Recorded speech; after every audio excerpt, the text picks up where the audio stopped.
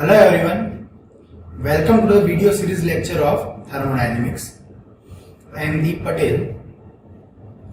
Now, as you all know, we have completed our chapter number 9 and now I am going to start new chapter number 10, refrigeration. So, before going to start the chapter, I am going to recall you some concept about the heat pump. We know when we have learned the second law of thermodynamics, we had studied the Clausius statement. And what does the Clausius statement say? If you want to remove heat from lower temperature body and you want to send it to the higher temperature body, you need to do some external work. Okay, without putting some external work, you cannot transfer the heat from low temperature body to the high temperature body. And for that we have taken the example of the refrigerator, that in the refrigerator what we are doing, we are maintaining the space at some low temperature, 3 degrees Celsius temperature, 4 degrees Celsius temperature. And to maintain that 3 degrees Celsius or 4 degrees Celsius temperature, what we have to do? We have to continuously abstracting heat, and finally we have to send that heat to the atmosphere, and probably the atmosphere is about 30 degrees Celsius, 40 degrees Celsius. So what we are doing, we are taking the heat from low temperature, 3-4 degrees Celsius temperature, and we are supplying the heat to the high temperature. Okay, this is the routine procedure to run the refrigerator. But for moving the heat from low temperature to high temperature, we need some external device or we need some external work. And that external work to be done by simple compressor, mechanical compressor. Okay, so we have to provide some external work. That was the Clausius statement. Now, based on that principle of heat pump and refrigerator, today we have to understand the process of refrigeration. Okay, so in this lecture, what we will learn? First, we will recall the concept of heat pump and refrigerator. After that, we will learn the reverse Carnot cycle, and after that, based on that reverse Carnot cycle, we will do some numerical problems. After doing that, we will learn VCRS, VARS and the comparison between VARS and VCRS, and finally we will understand what is the meaning of refrigerant and why the refrigerant is so important. So these are the topics to be covered in this chapter. Okay. So first I will start with the heat pump and the refrigerator. So as you all know, what is the heat pump and what is the refrigerator? Heat pump or the refrigerators are device which takes the heat from the low temperature and send it to the high temperature with the help of some external work input. And total there are 4 components. First is the source of heat, second working substance, third converting machine, and fourth is the sink. If we take the example of the refrigerator, then source of heat is coming from the low temperature. Second is the working substance is the refrigerant. Third is the converting machine, that is compressor or the refrigerator, and last one is the sink where we have to reject the heat, that is atmosphere. Okay, so this is how the 4 components of the refrigerator or heat pump. And we have already understand this diagram that from the cold sink or from the lower temperature some amount of the heat, Q2 amount of heat will come, and finally heat pump will deliver that Q2 amount of the heat to the high temperature body or to the hot source, that is Q1 amount. Now directly this Q2 amount will not supply the hot source, so we have to do some external work, and amount of that external work is Q1 minus Q2. Okay. So this is heat pump. Similarly, we can write for the refrigerator also. Now, the basic thing here you have to understand that what is the COP. COP means the desired output by required input. Now, what is the meaning of this desired output? So, desired output means for the heat pump means the heater. Why we are using the heater in the winter? In the winter, we need to make our room slightly hotter, or we can say that we need to increase the temperature of our room. Okay, that's why we use the heater. Okay, so heater is used to warm the room or to increase the temperature of the room. So our desired output is what? We need some heat. Okay, so the heat, so here when we talk about the heater or heat pump, our desired output is the Q1 because we need some heat. So our desire is we need heat, that is Q1. So what is the COP for the heat pump? That is desired output. Desired output is the Q1, and upon required input always we have to give input in the form of work. So we can supply the work. So the COP for the heat pump is Q1 upon Q1 minus Q2. Hope you get understand this. Okay. Now next is the, if you talk about refrigerator. What is the refrigerator or what is the purpose of refrigerator? Refrigerator is used to maintain the low temperature. So what is the desired output for the refrigerator? Refrigerator needs to abstract the heat continuously from the low temperature. From the 3 degrees Celsius or 4 degrees Celsius, refrigerator will continuously abstracting heat. Okay, so the purpose of refrigerator is to maintain low temperature. So here what is the desired output for refrigerator? That is Q2. Okay, so if we write the COP for the refrigerator, then you can easily write desired output upon input. Input is same. What is the input? Work done. But what is the desired output for the refrigerator? That is Q2. So finally you can write COP for the refrigerator is Q2 upon Q1 minus Q2. You have to understand this fundamental difference between the heat pump and the refrigerator. Cycle is same for both the device, but purpose of using heat pump and purpose of using refrigerator both are different.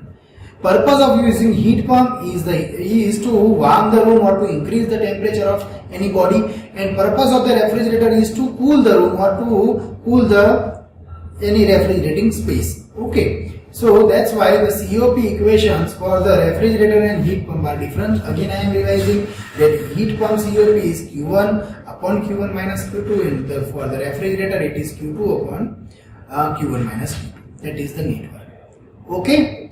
Now I am going to the Carnot cycle. So Carnot refrigeration cycle.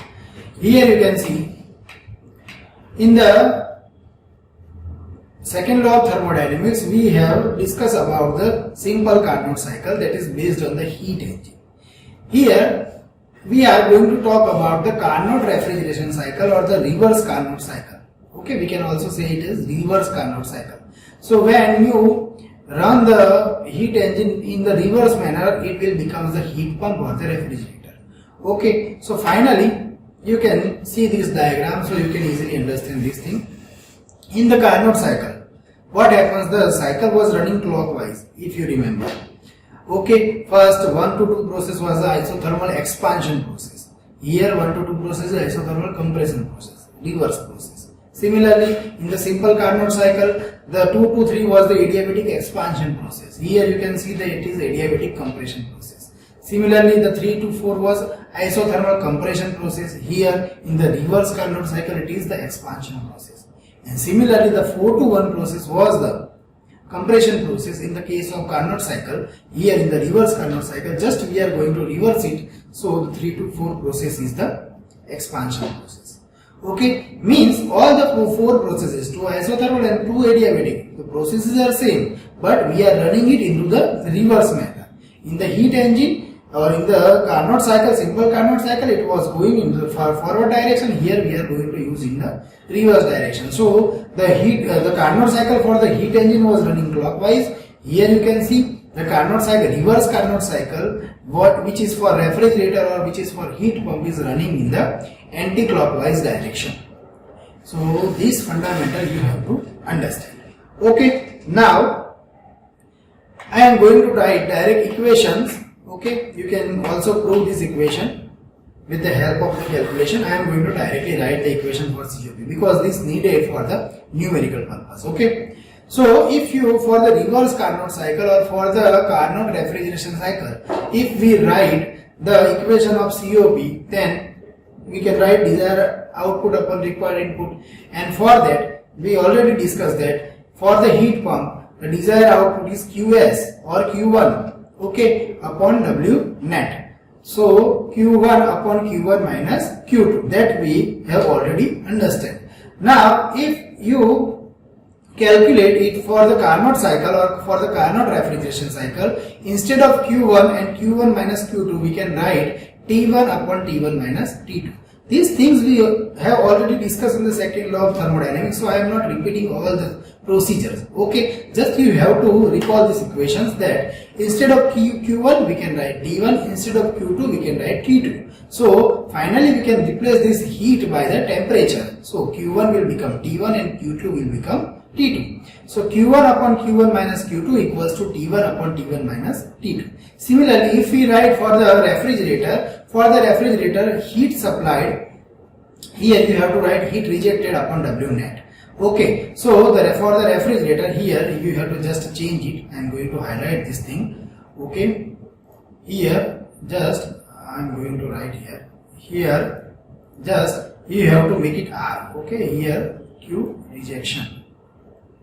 Okay, because the desired output for the Q rejection. Okay, because the desired output for the refrigerator is rejection.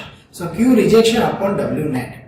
So ultimately it is Q2 upon Q1 minus Q2, and we can write it as a T2 by T1 minus T2. Just you have to replace Q2 by T2 and Q1 by T1.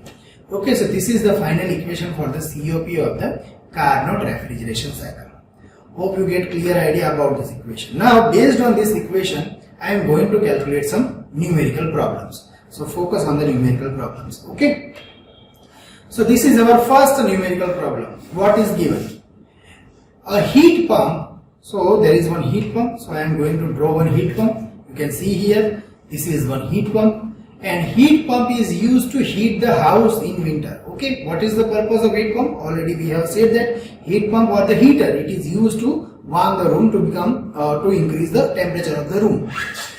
So finally here I have write that heat pump is used to heat the house in winter. Okay, now what is the requirement of the house? Here you can see, I am going to highlight this thing.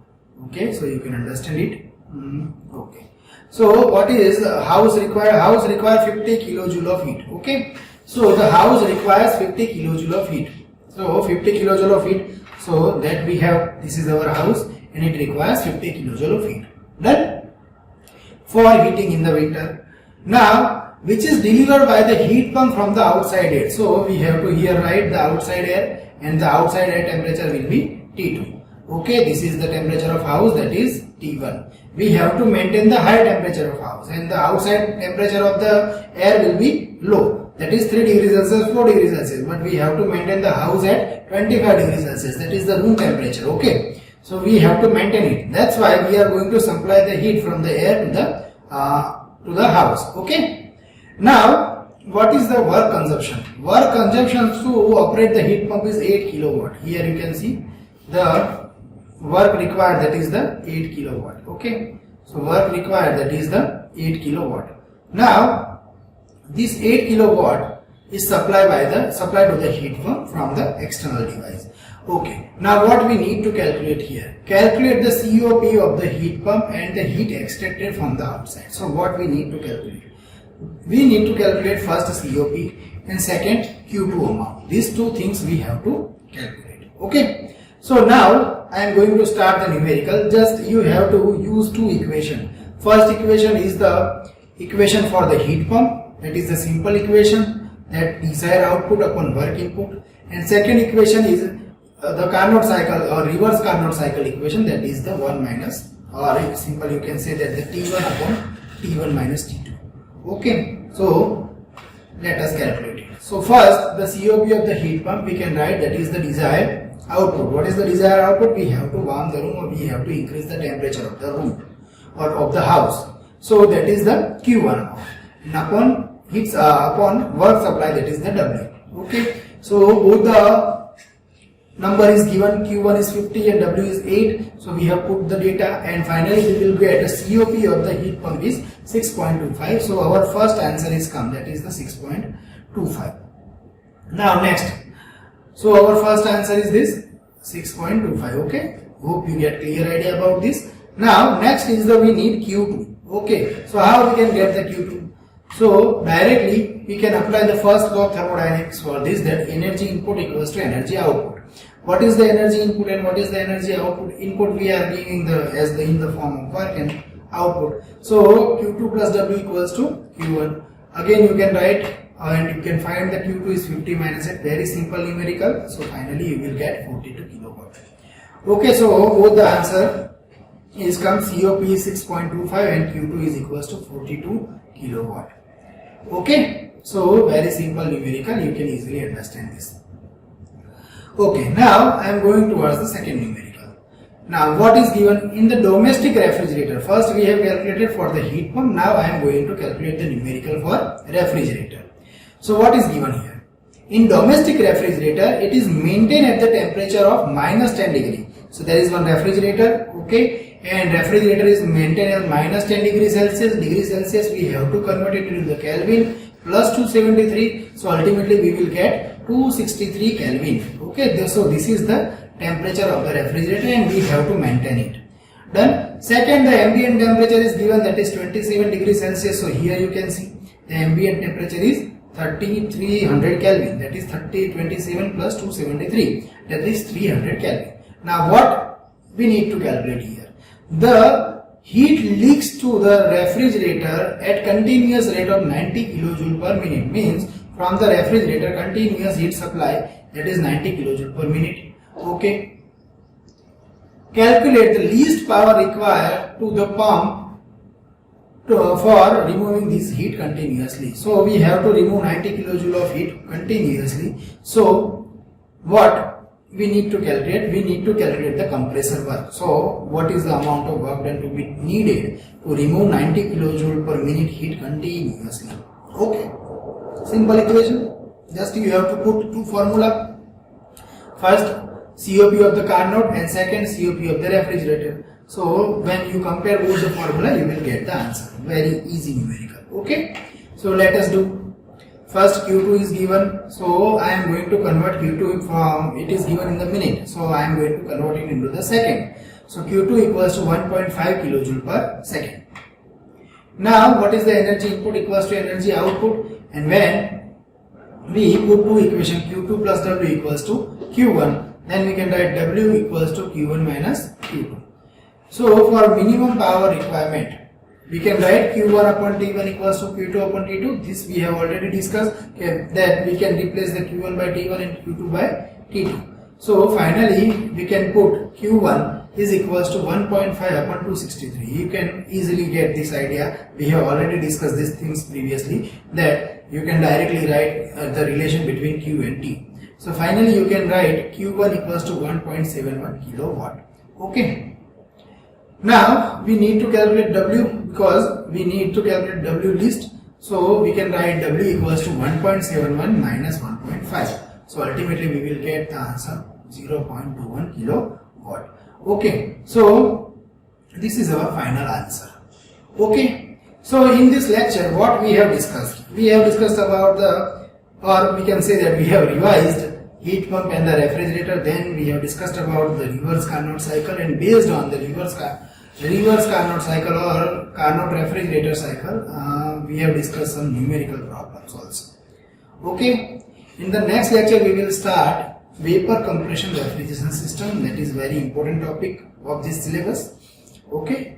So hope you get clear idea about the Carnot refrigerator cycle. We will meet in the next lecture. Thank you for today.